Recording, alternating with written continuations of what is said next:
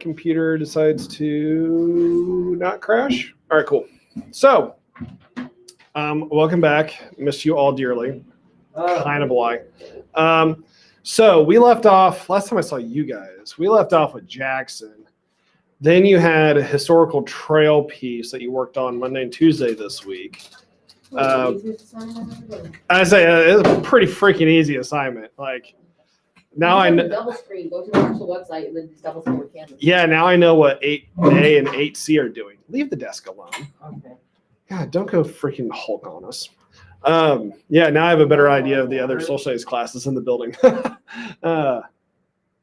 Anyways, so today we are analyzing, investigating, synthesizing, judging, your favorite, judging. Yeah, should have made eye contact with you. We are judging, we're really looking at, we touched on it a little bit. We are looking at one of the biggest mistakes, arguably one of the biggest mistakes made in American history. Sometimes when we look at debatable topics in the United States, we see two sides, three sides, multiple sides to a perspective. In this specific instance, to be completely transparent, there's really not another side to this. The United States was wrong, and they made the wrong choice. And I was thinking earlier today about how when you guys are in class as students, not even this classroom, just as students, it seems to be you chronically hear, you did this wrong. You did this assignment incorrectly. You interacted incorrectly in the hallway. You misbehaved. Like, you're constantly hearing the things you do wrong. So the problem with that is not so much hearing what you do wrong, because we always want to adjust ourselves to become better.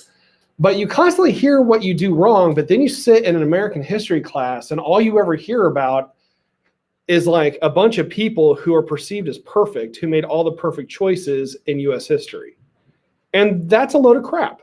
So, yeah, I was just thinking about that and the oratory thing, because I was talking to my mom about it, and I was like, well, all we hear about these people is like, oh, they can do no wrong, they can do no right. Because once it gets past a certain point, well, like if somebody has done like two good things to like get on this side of the American people, or like people in general, society as in speaking wise, but they do a tremendous bad thing, it will get outweighed entirely. Right.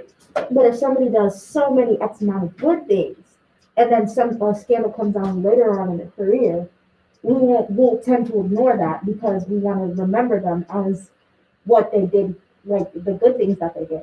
Correct. Other than the bad things that they did. There's a saying that I love that's inside my head a lot, and it says, "Winners write the textbooks," and that's why there's no textbooks in this classroom. Because when we look at American history and we look at the scope, we idolize really the American people historically. We talk about the gunslingers, and we talk about the Civil War captains, and we talk about the founding fathers, and we talk about Normandy and D-Day and the nuclear bomb and all these amazing things. And make no mistake, it has to be on record as well, that the United States collectively, historically, has had some amazing innovations. I got a new phone yesterday. Like, holy cow, guys, we got we got the cell phone. We got the internet. We built computers. We didn't just have Microsoft. We got Microsoft and Apple out of the same place. Like, we live in a place where there's raw resources such as gold, silver, oil, diamonds. Arkansas is called the diamonds natural state for a reason, because it has diamonds inside the state that are there naturally. Like, we're in a really cool place, but we can't afford to be distracted just by what's good and ignore what is bad. And today you are looking at what is bad. You're looking at a more in-depth analysis of the Trail of Tears and the Indian Removal Act. There's not a lot of happiness in this. Realistically, if this is done, if you do this correctly, which you will because I trust you, but when you do this correctly, like, you will be frustrated by the end of this, because you'll sit back and go, none of this makes sense. I mean, we're talking, try to understand this concept. You're going to focus a lot on the Cherokee Indian Nation, all right, specifically them today. And understand with the Cherokee, at this time in the 1830s, they had a full civilization. This is not your stereotype Hollywood Western movie with a bunch of teepees. We're talking, this is a civilization that had transportation routes, businesses, industry, currency, a government, multiple languages, publications of those languages, newspapers. Like, this is what we would look at and say, this is a full-on civilization.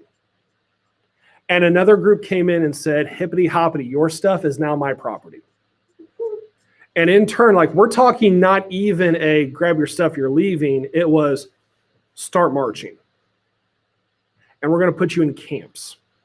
And I'll let you figure out what kind of camps those were. Okay, this is a real piece of history. And this is something that really did happen. And there are impacts from it that we still deal with to this very day. And there are so many Americans who truly, ignorantly have no idea what actually took place. Yes, sir. So they just walked up in there and just took everything and told them to get out. Yeah, they literally pulled people out of their homes. Yeah, because here's the thing to remember. The American citizens, obviously they wanted the land, duh. But also like, oh, I can have the land, plus I can have an already built home, plus I can already have these machines, plus I can already have all these goods that are already created. Well, heck yeah, I'll take all of it, right? And we sit there and like, it gives us this knot in the stomach. We're just like, oh, why on earth? Here's the other thing to remember. And this is where the danger is in 2021. The American society was unjust in the removal of Native Americans. Absolutely. But also know this, not every American citizen, politician, government leader, lawyer, whoever, was an advocate for removing the Native Americans. So I say that because we don't want to fall into the opposite side of the trap. The opposite side of the trap is to say, well, all Americans hate Native Americans. We can't say that because historically, as you're going to find out today, that's not true. Believe it or not, the Cherokee actually sued the state of Georgia saying you have no right to remove us, took it all the way up to the Supreme Court of the United States. By the way, what court is higher than the Supreme Court? None. Right. Trick question. There's nothing higher than this. Is the law of the land, right? The Cherokee take the case to the Supreme Court saying Georgia has no right to interfere with us. And what does the Supreme Court say? Yeah, they do. No, they ruled in favor of the Cherokee. They really do. Absolutely. John Marshall turned around and said, Georgia, you're stupid. Knock it off. I mean, it's a big deal, right? Mind blown because like the Supreme Court is siding with the Cherokee Nation. Therefore, they should be protected. But the executive branch ignored the Supreme Court. Oh. Andrew Jackson ignored the ruling. So the reason I point that out is, one, it puts another nail in the coffin for Jackson. But the other thing is to point out, like, in our land of judicial and judge and like legal analysis, our highest court recognized that the Cherokee were in the right. And yet people still bullied their way through the system, which goes to show you also that our government is not perfect in the sake that it's infallible. It shows you that if people don't speak up, people will take advantage of one another, just like what happened with the executive branch taking power really away from the Supreme Court. So, with all that said, I heard that. you've got a few things.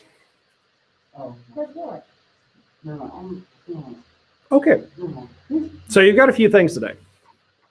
First of all, your historical trail piece, if you haven't done that, try not to make eye contact with people that I know that didn't do it. I did it. You did do it. I got confused really quickly. Read the instructions. Anyways, Okay, you gotta go on there like historical stuff or whatever. yep, just go in the tabs. And then you'll see everything. Because I struggled the first few minutes, like, okay, where is this? It's not rocket science. You just got to figure out how to navigate a website. But You go to the 3 bars at the get that done. It's honestly, that piece is pretty easy. Outside of that, though, you have a video from me that's about 5 minutes long. You could probably skip it at this point, to be honest, for the new module today. The research tab has a website and a video. The video is 16 minutes long. You need to watch that video. I cannot urge you enough. You need to. And then you have a project that is due Saturday at 11:59 p.m. And a lot of it is up for your interpretation on what it's going to look like. Okay? Read the instructions. That's half the fun. And as usual, I'm here to assist and to accommodate in whatever way. What? Yes, I just discussed that last hour What happened Did to you hear GameStop? about the Wall Street bets. on Reddit. Did you hear about what happened on Tuesday? Oh, There's a lot of things that happen on Tuesday. Oh, like, it was district drama. District, huh? District drama. Like our school district drama? It wasn't like school, like between the children of the district.